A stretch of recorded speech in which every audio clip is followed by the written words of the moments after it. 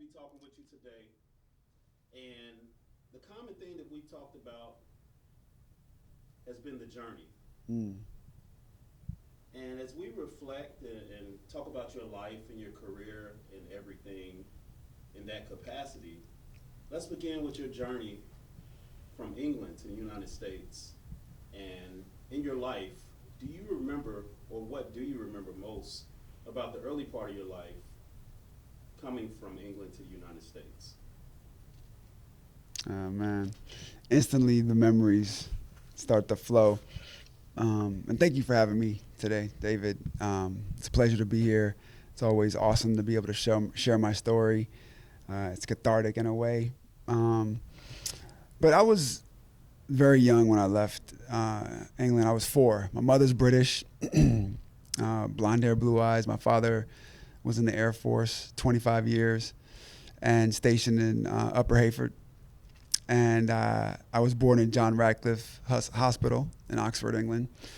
And we moved to Virginia, like I said, when I was 4. And so my memories before 4 are faint, but there are still things that resonate. And my grandmother, who just passed away a few years back at 99, I have uncles, and cousins that still live there who I visit at least once every 4 years.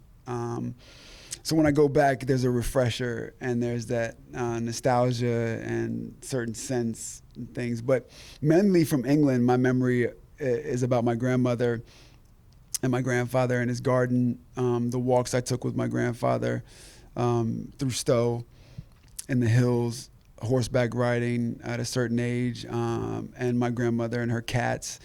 You know, those little bits of memories kind of stick out the most for me. But you know, my real childhood really took place starting in Fort Belvoir, Virginia.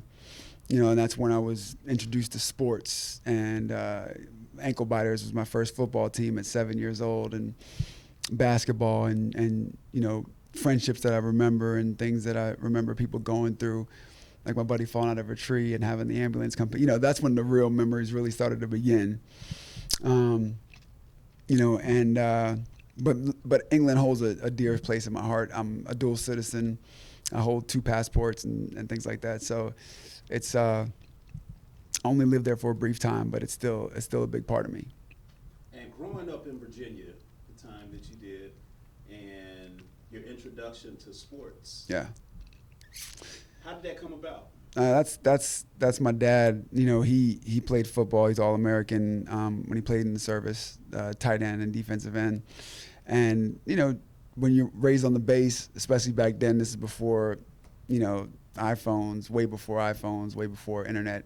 You know, you played outside. We rode bikes. We shot marbles. You know, we played football. And the funny part about it is, most of the kids in the neighborhood that were playing were older than me. And I remember like yesterday, my dad saying, you know, don't go and play football with those specific kids because 9 times out of 10, I'm gonna end up hurt. And literally, from the time I was that age until about, I'm gonna say like 13, 12 or 13, I was playing above my weight class and just getting destroyed. Like literally, I'd have a couple of good seasons here and there in between where I was playing with kids my age, but for the most part, I was always playing because I was a big kid. And so it benefited me because I didn't quit, right? If I would have gotten my bell rung all those times and just thought that this was the way it was going to be, you know, a lesser, I think I loved the game so much that I allowed that to happen. And maybe I even liked the contact. So that's where basketball, I mean, that's where the love of football started. Mm.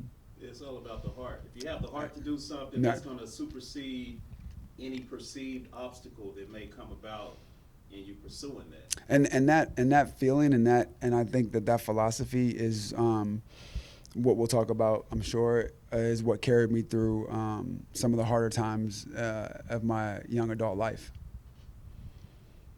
So, with your football career, you had the opportunity to continue your career on the Division I level, playing at Duke University. That's right. And how was that experience for you? And take us back. Take us back to that time on campus in the late 90s, Yeah. early 2000s, and playing in the ACC. Oh, man. And just that whole journey of going from adolescent to young adulthood, playing in one of the best conferences in the United States. I mean, that's that time in my life, is one of those times where 100%, if I could do it all over again, I would. And I would do it all over again after that. It was that good. It was, little did I know that it was the opportunity of a lifetime when I was in it. Very rarely are people wise enough at that age to really understand the gift that the universe has given to them, whether it be the athletic ability to even get there, but also just to be experiencing it at the level that I did with the people that I experienced it with. Because though we didn't win a lot of games when I was playing at Duke, it never felt like we were losers. The friendships and the bonds that were made, and that could be cliche at times because, we do blood, sweat, and tears with the guys during preseason and throughout the year and afterwards. But I mean, for tremendous relationships to this day, guys who I speak to 3-4 times a day sometimes, that I played with, guys who I didn't even play with, that just because we went to Duke and played near the certain time frame of each other, we heard about each other or this, that, and the other thing. There's a bond. And because it's Duke and the athletic prowess that it has, I can say this with complete confidence that the guys that I associate with are very successful in their careers, in their relationships, in themselves. We root each other on. We care about each other when there's hard times and when people are facing adversity. And I think more than the field of play, the game of life is really where it's confirmed that I made the right decision in choosing Duke University to play football. And I would never do it any other way.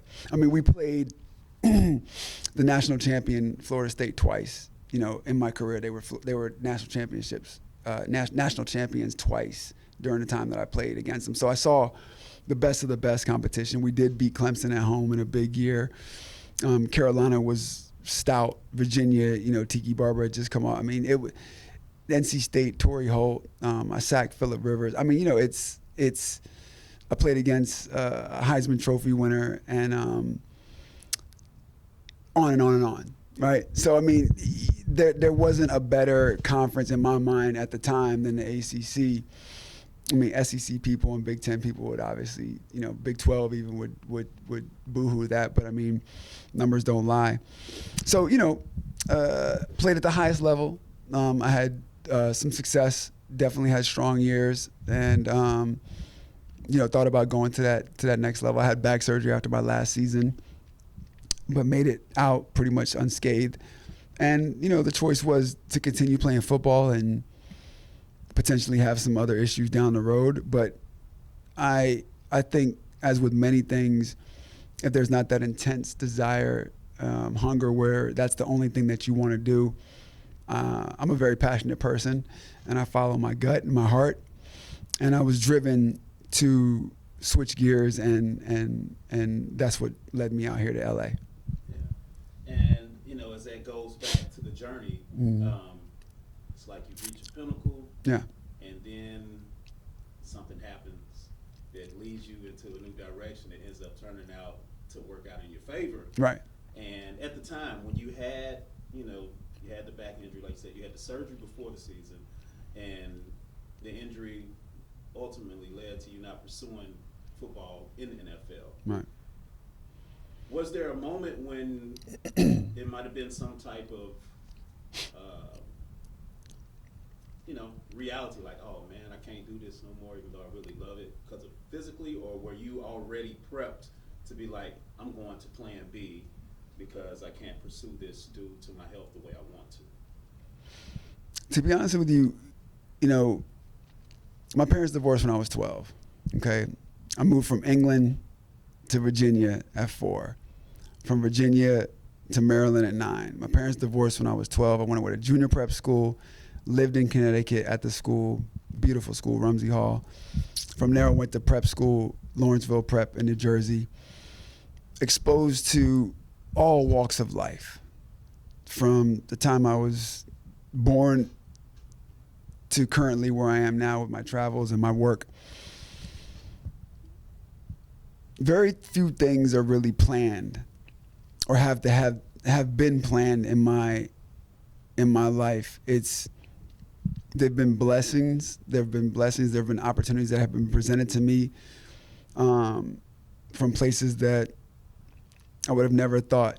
I didn't think about continuing playing football or not. I was playing football in college and trying to do it at the best of my ability.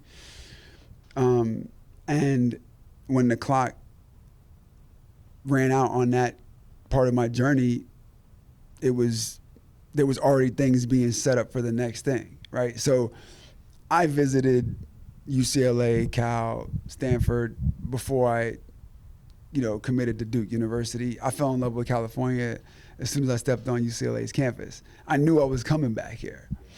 So and I've always lived a life where, and thank you God and genetics and my mom and dad for, imparting these things on me. But I've always lived a life where there's no regrets on what has happened or what I did. It's just about what can I do next. And if I could do what I just did with football and then do my next part of my journey better than that, then whatever I do is going to be okay. So it never was about, can I continue my journey in football or do I want to? It was like, I'm going to Cali.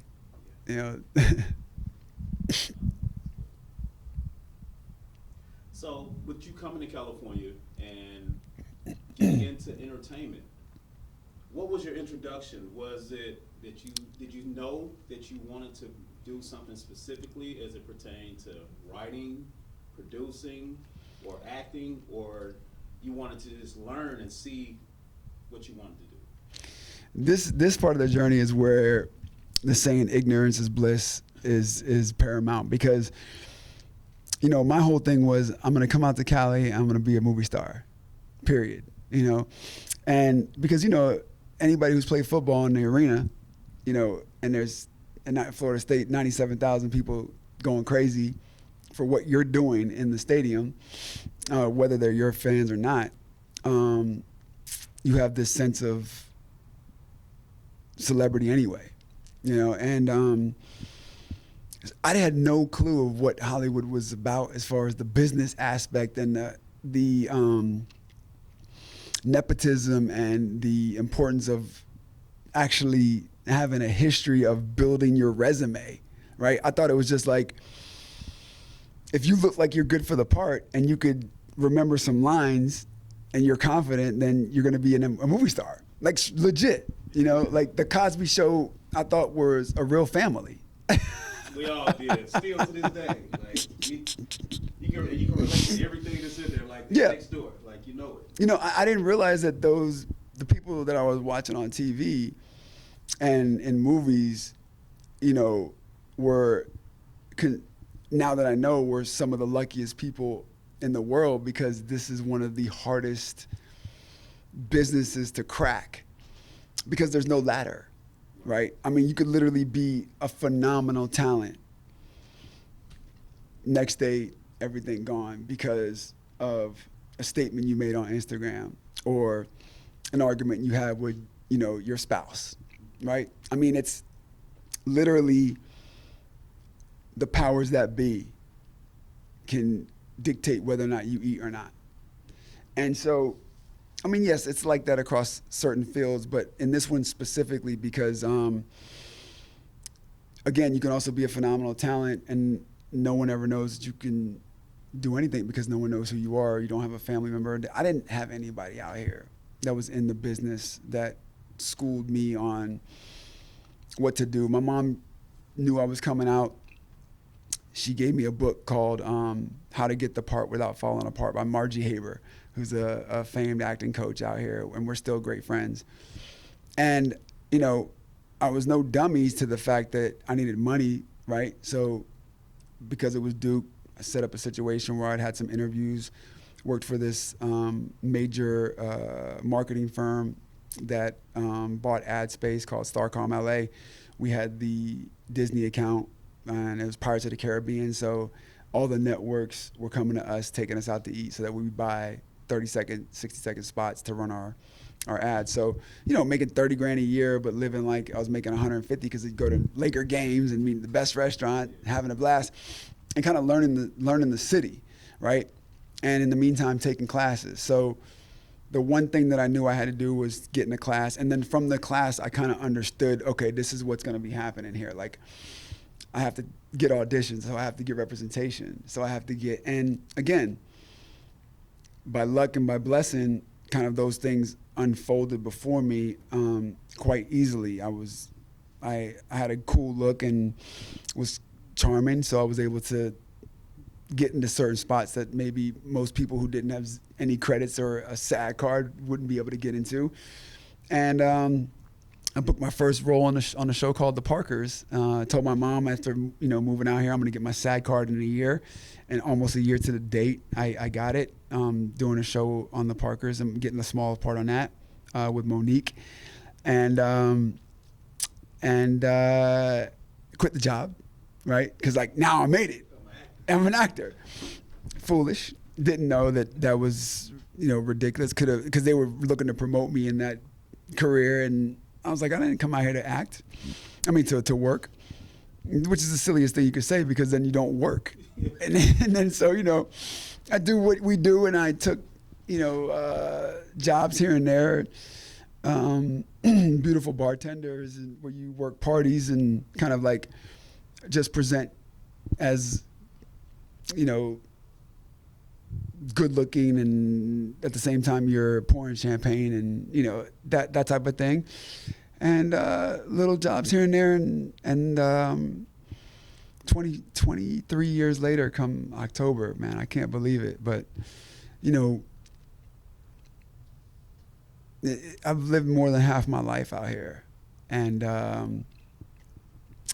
again, living with the mindset of no regrets, but understanding that there was definitely a better way to have done it.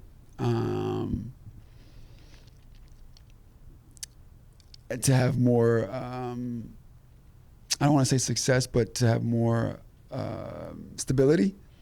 But the way I did it got me to where I am now, and where I am now is in a phenomenal position with a beautiful family, 2 young daughters that I love so much, and just a wonderful wife that has supported me in ways that I would have never imagined needing. And to that point, like, I wouldn't change a thing. Yeah, because it's like how people say, would you change something? It's like you change one thing, that's going to change something else. Right.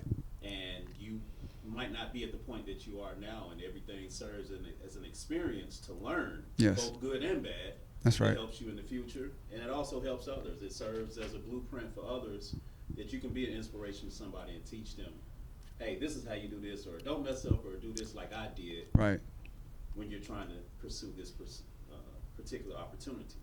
Yeah, and to be able to do that, I think, I've read so many books, listened to so many podcasts, spoken with so many people who I admire and want to learn from, and because they were sharing their experiences, inspiring me to get through some of the toughest times of my life, and now I can do that for others, and I think that is a beautiful gift. Definitely is. And as we continue to talk about the journey, it's like you pursue, as we stated, and then you had a health scare when you were diagnosed with cancer. And it was at a point well, stage 4. And how did that impact you in the immediate sense, and then also with the progression forward and how it shaped you? Right. I mean, that obviously, well, first and foremost, leading up to the diagnosis, I was friends with my now wife for about a year leading up to that. And we had just started dating about 3 months on a serious level before the diagnosis. It was 2010.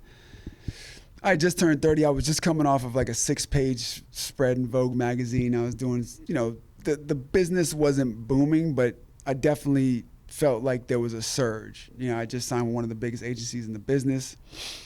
I went on a pilot, and literally 2 weeks later, I'm in the ER with Candace. And 15 hours later, they're telling us that it looks like I have lymphoma. I'm like, what's lymphoma? They're like, oh, it's cancer. So we have our moment. I call my mom and my best friend. My mom packs 2 bags, books a flight, and she's been out here ever since. My homeboy, best friend, brother, BJ Hill, called my other best friend at the time. Well, she's still one of my girl best friend, right, Ari, and Kenedrick. And they put together a plan, and we got the community behind it. 8 days later, we found out that it was stage 4 Hodgkin's lymphoma.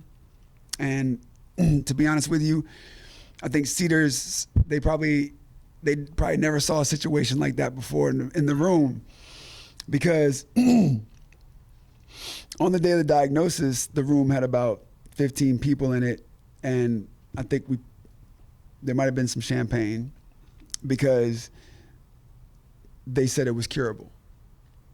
And you can't imagine 8 days in a hospital. Maybe you can, I don't know what you've been through, but seeing white coats come in 4 at a time and say, it's not this, it's not that. And they're scratching their heads, right? That's how the situation was. It was everywhere. And I didn't know that until after I got into remission the first time. So my whole philosophy going into this thing was, don't tell me any bad news, right? So my mom, who was an RN,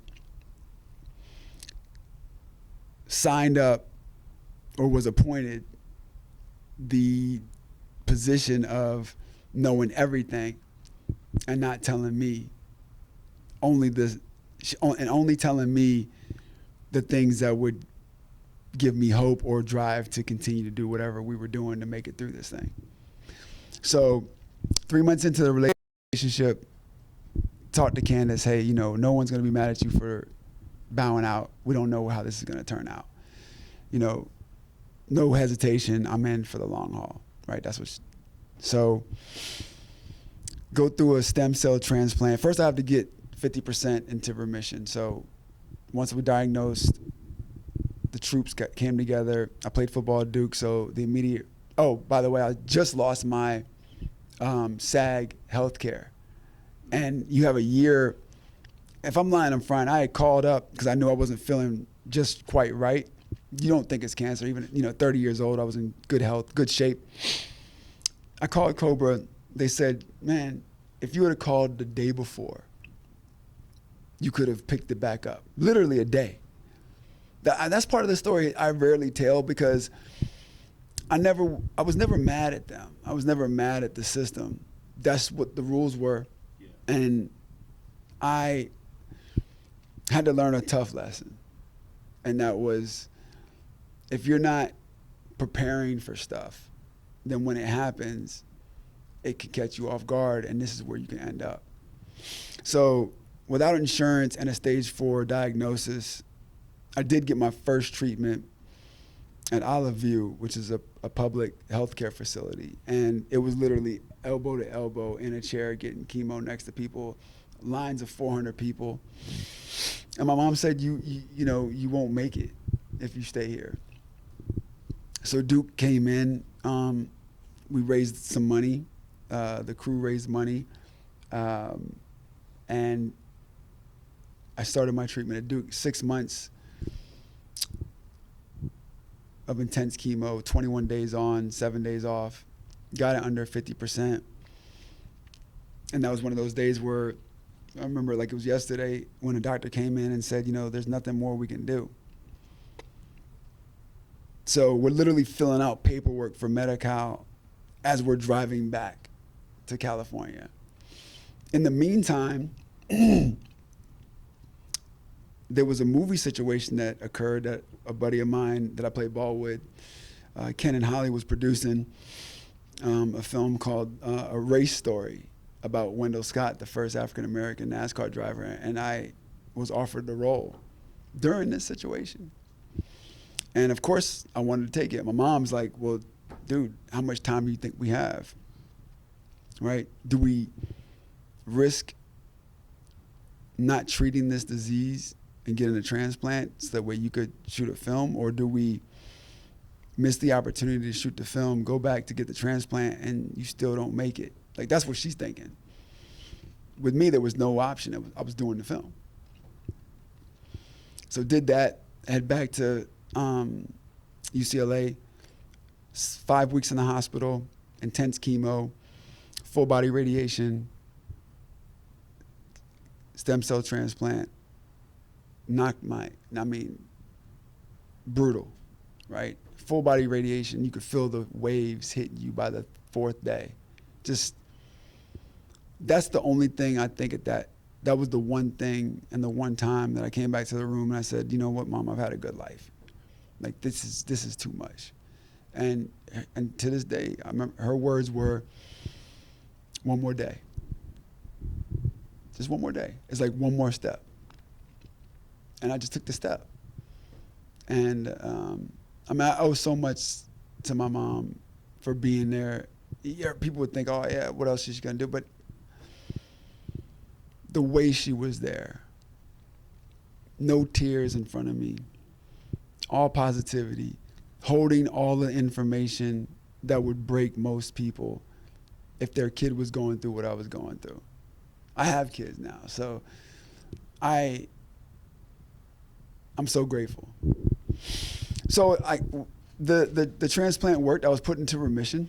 This cancer was put back into remission, and I began the recovery process. Walk in and getting my physical appearance, strength, confidence back, and started going out again on auditions, but not looking the same, not sounding the same, not being the same, completely transformed. And then about a year later, I relapsed. And so normally when that happens, you automatically go into the protocol is you then have to get a transplant using somebody else's bone marrow or stem cells because it didn't work with yours. But I just was so fearful of going through that process again. I said anything but that. And true to what my mom said, pretty much every 3 years they were coming out with new types of treatment for my disease, and they just happened to have a trial with not a chemotherapy but a immunotherapy. And so I started the trial, and it was successful in that it stopped the cancer from growing, but it didn't stop it completely. So the next step would be, but in between that, COVID happened. So instead of going into the bone marrow protocol, another trial came up for a CAR T-cell transplant. So that's when they take your cells out, genetically engineer them to, when they put them back in, attack cancer cells.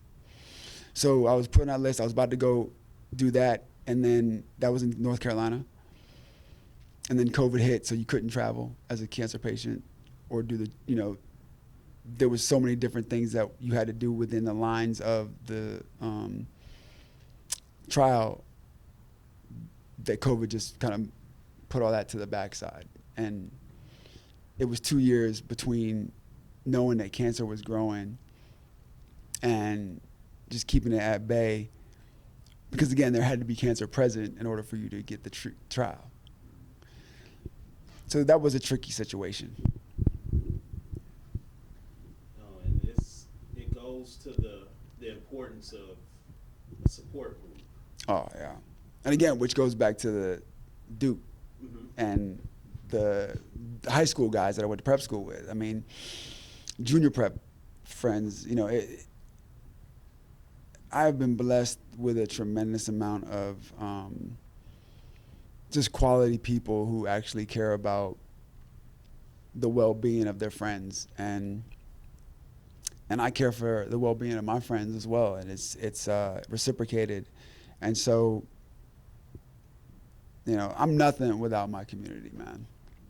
What did that experience teach you? If you had to use one word to summarize what that experience taught you, from initial diagnosis to going through the treatment, then going into remission, coming out, what did that experience teach you that you still apply in your everyday life today? Well, there's 2 words that I live by. I've tatted it on my back. It's never quit. But, if you think about the all-encompassing journey of life, I think it's clear that I have faith, and I think that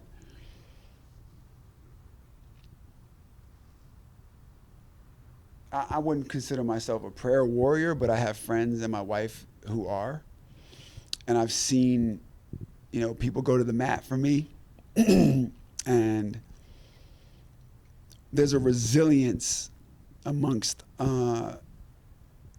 the family and the friendships that I've created. There's an undeniable belief that God has given us grace to help people and to build greatness and to strive for excellence. And if we look around at the world today, and all you have to do is turn on the TV or your Twitter account or whatever social media people are into at the time, it's undeniable that we're in a world where without people who are not like-minded like me, but who are willing to help the next man and not just themselves, then we're doomed. I hate to be so blunt about it, but not much shocks me. But there have been some things recently that I'm just appalled by, and it's on such a grand scale, and it's so visible to it's worldwide now, right? It's no longer, we're not just reading newspaper and print. We're getting up to the date, and it's sometimes live feeds from people, civilians on battlegrounds that there really shouldn't be battlegrounds. So I think faith, man, is. I just made a movie called Finding Faith. But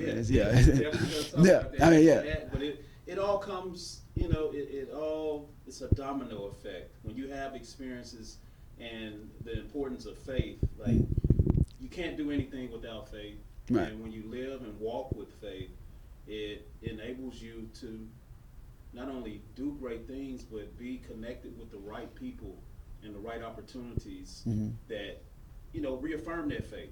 God is going to bring it to you. Yeah. If you believe it and you do your part, right, and understand that He can, He will, and you see what He's done in the past. Yes. That's what enables you to go forward. So, as we say, Finding Faith, one of your latest productions. Let's talk about that film. people that are involved with the film, and how it developed. Yeah, again, I have to go back to this, the history of the friendships that I've created and been blessed with. I mean, writer-director Lazriel Lisan is the auteur, I call him, because he's just constantly writing and directing and getting his projects to the masses. We've been friends since 2003. I think we met at Bally's. He was a trainer. And I read one of his first scripts, man, and we've been producing and doing films together ever since then. And so we've had success doing 2 Christmas films at BET, A Miracle Before Christmas with LaToya Luckett, and Christmas Angel with Danny Lay, the singer. And we had this wonderful opportunity to not just transition out of the Christmas genre, but also step out into some other streamers or networks and even theaters. And so Laz presented the script to me. By page 10, I was calling him and asking him, man, let me get on this thing. I'm friends and neighbors with Paula Patton. She was the first person I took it to. I thought she would do what she did do with it, and she absolutely gave a outstanding performance. We developed it, raised funds for it, and we shot it. Stephen Bishop, a good friend of mine, Demetrius Gross, another good friend of mine, Keith David, we had worked with on A Miracle Before Christmas, and just had the just amazing opportunity to work with Loretta Devine, who was just fantastic, and Paula had a relationship with her, and Nadine Velasquez, who was also just amazing to work with. So it all came together in a way that I really can't express how fortunate we all were to be a part of that process and to see it through. And we ended up going to over 800 theaters across the country, and we're at like 97% Rotten Tomatoes. The reviews have just been fantastic. And we had our broadcast premiere just last month, and we opened up to, I think, one of the highest rating films at Lifetime as of yet for the year. So,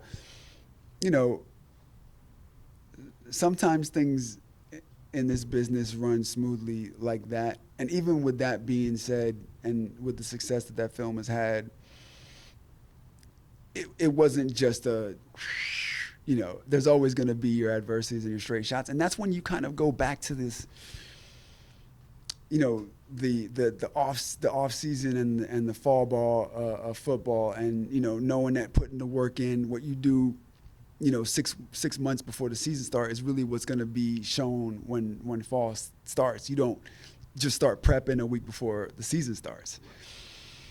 So, like in life, the things that I was doing to get me to this position of making a film like Finding Faith was a 20-year relationship. 2 movies that already been done and sold to major networks. Friendship that was, started through being in proximity to someone who I've thought and I still feel is a wonderful talent, a wonderful person, with Paula Patton. And the friendships that I built throughout my time here in this business, along with my story, understanding the integrity of who I am, the honesty of the person that I am, the persistence that I have, and I just try to honor that, And so I think that's respected, and that my past puts me in positions to create and work on other films and develop other films, which I'm currently developing one now with an actor who is slowly but surely becoming I think a friend and an ally, Jonathan Majors, and we're working with just phenomenal talent. Mads Mikkelsen on another film I'm working on, EPing on with my sister-in-law Renee Tabb, who is just a superior talent in this industry, and I love her mind and her mindset, and her taste in film. And so, you know, it's been a journey, bro. And there's not a day that goes by that I'm not seriously looking in the mirror and I'm saying, first and foremost, I love the person in the mirror, because you have to love who you are. I think, not you don't have to, but I think one should try to love themselves in order to be able to give the love to other people in a true form. I can't really think how I would go about giving of myself and telling my story and having these interactions if I didn't really love the person that I am, because I'm flawed and I still have a long way to go before I truly become the man that I'm trying to be, and the father that I'm trying to be, and the husband that I'm trying to be. But I am trying to do the things, the activities. I journal every day. You know, I have, I read the Bible every day, which I just started to do, you know, started 3 years ago, which is transforming and brainwash. Another thing that I brainwash for greatness is another one of my trademarks that helped me get through, because people often ask me, how did you get through 3 transplants and 15, 16 years of cancer treatment and still accomplish the things that you accomplished and have the mindset that you have and the positivity that you have? And it's, again, faith, community, and an overhaul of brainwashing with positivity, stories of success. There's books I can list and tell the audience, your viewers and your listeners, that I can recommend, and I will recommend. Radical Remission, where people were told by their doctors to go home and get their things in order. 10 years later, they're telling their story because they changed a mindset or changed something about what they were doing in their life that had them in the situation that they were in, maybe, you know? Not everyone makes it. I mean, I've seen a lot of people come and go, and I know how fortunate I am. But again, I believe mindset, you know, the cliche mind over matter, right?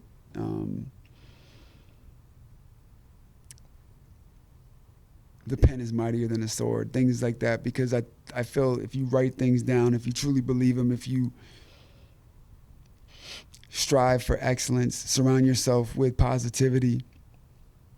Cut off all the negativity. Cut it off. Like family, friends.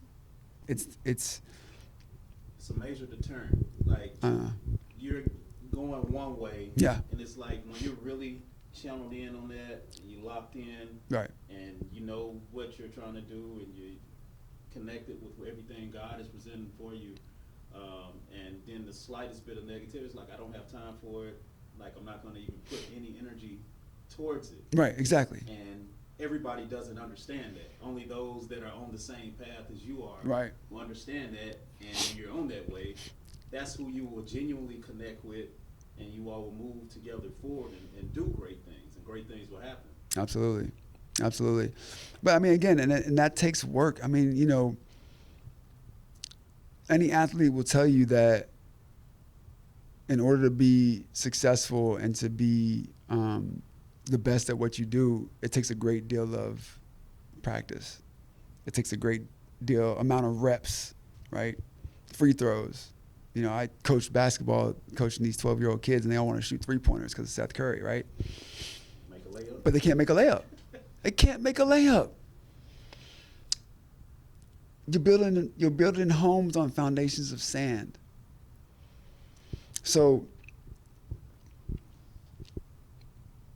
my father and my mother both made something out of their lives where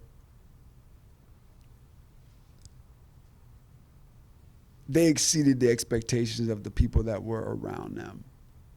You know, my mother came from the East End of London, Hackney, which is now like a cool place in London, but post World War II, you know,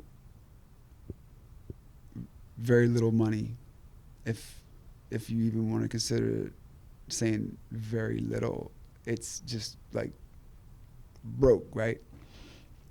No fridge until 12 because there just wasn't anything there post World War II, right? And my father was one of 13, went to the service when he was 18 years old. And so they provided me opportunities that they didn't even know existed when they were coming up. Hell, didn't even know they existed as adults until I got around certain people that had the opportunity, and so there's no excuse for me to not try my best. And for a long time, I didn't. I was just kind of given God-given talents, and I just thought that was the way it was supposed to be. And, getting sick, and having a lot of that stuff taken away for a time, in certain ways, you don't realize how good you had it until it's gone.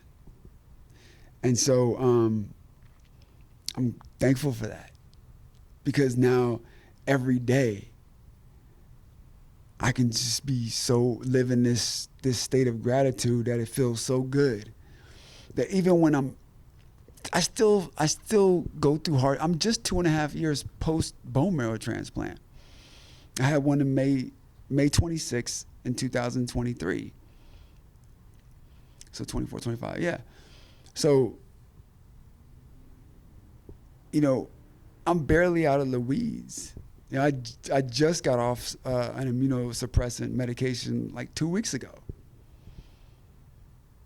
I know what it's like taking 20, 30 pills a day. I know what it's like being in a hospital bed with somebody in the next room wailing in pain, and just like literally closing my eyes and just praying for them while I'm in the room,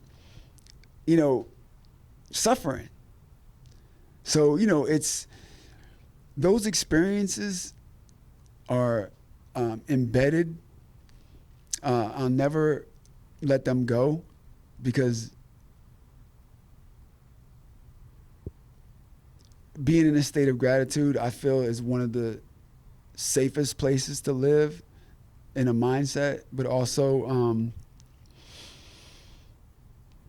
when times do get hard, and you could say, literally when I'm being rolled down the hallway going to get scans and seeing some people in their room that look like they're suffering way more than I am, and being able to say, thank you, God, for being able to walk right now, even though I'm about to get a bone marrow transplant or what have you. There's something about that. It changes you, and it allows you to give grace for things that normally would feel like a 3-alarm fire, or 4. It's to me, it's just it's hard for me sometimes to describe, but I have written books about it that are available on Amazon. Shameless plug, but I mean, Give us the title of those books. Yeah, the first book I wrote was Get to Know, and that was after the first diagnosis, because that's when I spending 5 weeks in the hospital room going through what I went through is when I really got to know myself, because it was no longer about the shell of who I was and how I looked or being charming. It was like, who am I inside? How am I going to fight this fight? What are the relationships that I'm going to build? That, because people, like, literally, when you go from being in commercials and TV and in magazines and partying and having a good time to being in a hospital, the phone stops ringing. Mm-hmm. And like, you find out who's real Right. quick, and it's crazy because it's like you don't even want nothing from those people, but they'll just disappear. gone. And guess what? Another blessing. Yep. Because now you can just focus on the people who really care about you. So circle got tighter, relationships got so much stronger. just beautiful times with friends. I mean, I just missed a Duke football weekend with my buddies in South Carolina that one of my boys, Todd, puts on every year. And, man, it never fails. You know, at least one of us is going through something that we all needed that weekend, you know. And it's just, even though I wasn't there, they FaceTimed me and I was able to enjoy a couple of laughs with everybody, just seeing everybody together. I mean, hell, we were 18 when we got to first met each other and stuff, you know. My best friend was actually the recruit. They put him with me to show him around for that weekend. And you know, and now here we are, you know, best friends, best men at each other's. You know, it's just, there are very few mistakes in life. You know, and I just, again, I say it, and I've said it 1,000 times, and I'll say it 1,000 more. I'm truly grateful. I'm honored by the people who I can call friends, and they call me friend and brother. And, you know, my wife, my kids, you know, when times get hard, I mean, all around my hospital room were my kids and my wife's picture. And, again, I'm in there, and I'll tell you this quick story because I know I mentioned I didn't want to know what I had or what it was. The doctor told me when I was diagnosed with MDS, he said, don't even look it up. And I still, to this day, I don't even know exactly what it is. And I know it, but all I know is I had to get a bone marrow transplant. And when I was in there, I had a fever of 104 a week after I got it, and for like days, and around the clock, Tylenol going, and out sweating buckets, shivering out of like I've never shivered before. And like I came out of it, and a week later, I was like, a nurse came in and said, by the way, what was that? Was that just part of the bone marrow transplant? My mom was like, oh no, you had sepsis and E. coli, sweetheart. But I mean, that's the thing, that she was holding on to that. Because that was my request. Now, if you had a friend and you ask them not to say certain things to you, but they keep saying it to you, is that a friend? Boundaries. Yeah, it's about respect. Respect.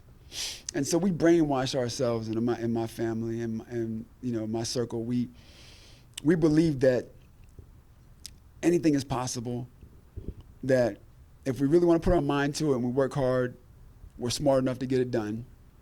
We know people from a plumber to rocket scientist. So, you know, there's no excuse. There's no excuse. And that's how we attack everything. And so with, you know, you have 2 forthcoming projects through your company, Blackbench Productions. Mm. And can you tell us a little bit about those 2 different films? And Yeah. So the first one, Last Meals, something I kind of came on board with early in the process, about 2.5 years ago, and it started out with Samuel L. Jackson, and the timing just didn't work out, and we had to pivot. And again, sometimes the blessing comes from things not working the way you think that it's supposed to work or had hoped to. Landed on Mads Mikkelsen, and Ramin Baharia is the director, Oscar-nominated director. He directed 99 Homes and The White Tiger on Netflix. And my sister-in-law, Renee Tabb, is the producer on it, and she put the project together and brought me aboard. And just so excited about it. It's a really phenomenal story about an ex-White House chef who ends up becoming a prison chef and cooks the last meals for those who are on death row. And there's a friendship that's built there. And just one of those genuinely, you know, heartfelt films with a cinematic flair that I think we need at this time. I mean, there's some great Marvel films, there's some great action shoot 'em ups, but I mean, we are lacking in the heartfelt dramatics, I think, and I think that this is going to be one of those ones that kind of bring that type of genre back to the forefront. So I'm excited about that. We're going to be shooting that in Q1, Q2 in New York, and then the other one, I Am You, is a film written and directed by Rory Karff, who directed me in the Wendell Scott picture. And by the way, Wendell Scott, after that film came out on ESPN, he was inducted into the NASCAR Hall of Fame. So that was an awesome tribute to him. But this film, Last Meals, is something that I've been on for 4 years. Had it with another artist. And, you know, this happens. Sometimes the artist and the writer and director don't see the project being the same thing, and everybody kind of peacefully goes their own separate ways, hopefully, and that's what it is. But there's only a few, if two, you know, probably just one at this point, that can really pull off this particular story, in that it's just one person in the whole film. And so they play two different versions of themselves. And so it deals with mental health. It deals with faith. And I think those are two topics that, again, are at the forefront in the world today. And, yeah, every day. And so it's set to shoot in Carolina. It's a dramatic thriller. And Jonathan Majors, as I said before, is a generational talent. And I think that what happened in his personal life a few years ago was an unfortunate situation that was is now trying to dictate the rest of his life as far as his career in this industry. And me personally getting to know him and seeing it publicly displayed in court and knowing the version that has been publicly displayed. If anyone knows about second chances in life, it's me. And again, I walk in gratitude for those second, third, fourth opportunities. And I'm not even just talking about the cancer stuff. So it would be an amazing feat to pull this off with the team that we have assembled. And we'll see how that goes. Well, you see the product on you. You see the hat. Yeah. You see the shirt. Right. Brainwashed for Greatness. Where can everybody find these products? So I have my personal website, www.charlesfporter.com. And on that site, you can see my books. You can see a little bit of my life story, some of the projects that I've worked on and some of the projects I'm currently working on. And there's a merch tab. And so we have coffee mugs and sweaters. Yeah, it's all there. The Finding Faith hat is something you could personally ask for on the site. There's an email, and we can get one of those out to you. But the merch, the sweater and the mug for Brainwash for Greatness are available to buy on the site. And we have the Brainwash for Greatness IG, and we have the Black Bench Productions IG as well. So feel free to reach out. What's the best piece of advice that you've ever received?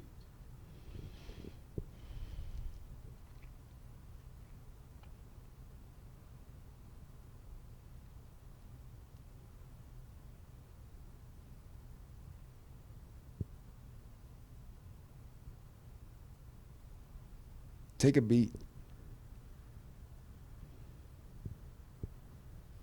Think before you act. You know, I'm gonna be real, right? At 13, the best piece of advice you ever received is use a condom.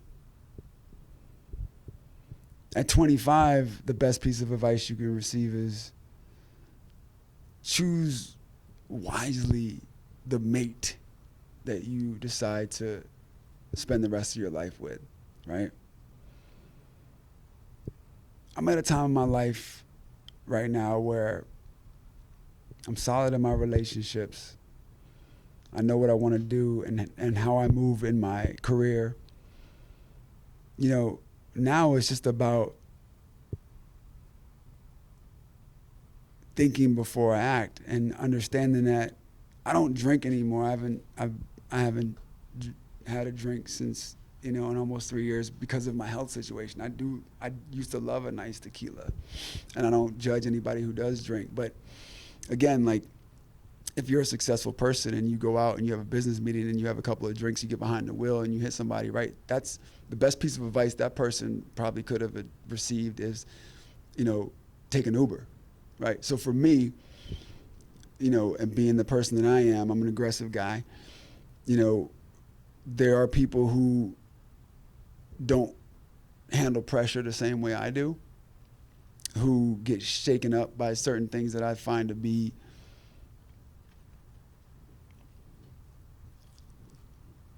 it's not even on my radar, right? Because of what I've been through, maybe because of what I've been through with my health, because of what I am as an athlete. I like to compete.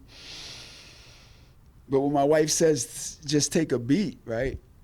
It's because my first reaction to certain things and what I want to say to certain people can have an effect on them where they can just try to blow up whatever I have going on, right? Whereas if I just take a beat, let that person have the moment, time heals all things. How about that? I love that saying. It's never failed me. Time. And never quit, man. Never quit.